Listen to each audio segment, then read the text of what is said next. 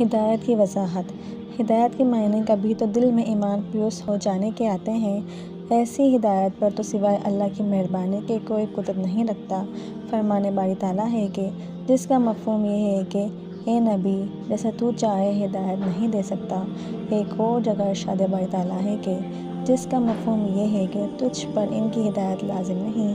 پھر فرماتا ہے جس کا مفہوم یہ ہے کہ جسے اللہ گمراہ کرے اسے کوئی ہدایت پر لانے والا نہیں۔ سورۃ الاعراف۔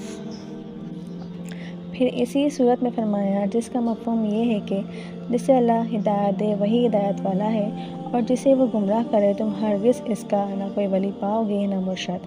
اس قسم کی اور آیتیں بھی ہیں۔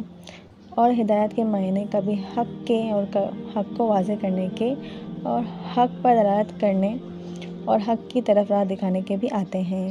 اللہ تعالیٰ قرآن میں فرماتے ہیں آیت ہے جس کا مفہوم یہ ہے کہ یعنی تو یقیناً سیدھی راہ کی رہبری کرتا ہے۔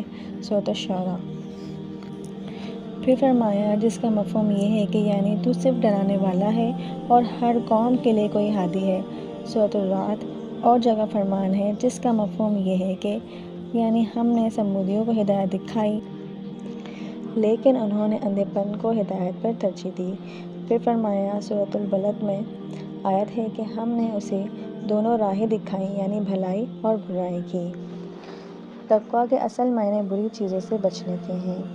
یہ وہی کتاب ہے جس کے بارے میں سورۃ فاتحہ میں ذکر کیا گیا ہے کہ ہمیں سیدھے راستے کی طرف ہدایت دیجیے، تو فرمایا کہ یہ کتاب سیدھے راستے کی طرف لے جاتی ہے اور یہ ایسی کتاب ہے جس میں کوئی شک و شبہ نہیں۔ اگر کوئی اس کتاب میں شک و شبہ میں ہے تو وہ اس کی اپنی کم فہمی اور بے عقلی ہے۔ لہٰذا جو شخص ہدایت چاہتا ہے جس کا سوال اس نے سورۃ فاتحہ میں کیا تو اسے چاہیے کہ وہ اس کتاب پر عمل کرے۔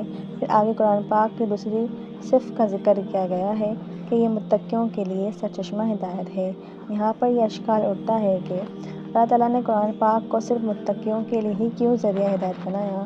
فرماتے ہیں در حقیقت قرآن پاک تو تمام نوع انسانی، جنات، حیوانات وغیرہ کے لیے نازل کیا گیا، لیکن اس قرآن سے فائدہ وہی لوگ اٹھاتے ہیں جو آخرت میں نجات حاصل کرنا چاہتے ہیں، اور در حقیقت وہی لوگ متقی ہیں۔ یعنی یہ ایک عام قانون ہے کہ اس کو سیکھنے والے، سکھانے والے اور پڑھنے والے ہی لوگ ہوتے ہیں جن کو اللہ نے چنا ہوتا ہے۔ اللہ پاک ہم سب کو قرآن پاک سیکھنے سکھانے کی توفیق عطا فرمائے اور ہمیشہ سیدھے راستے پر چلائے۔ آمین ثم آمین۔ جزاکم اللہ خیرا کثیرا۔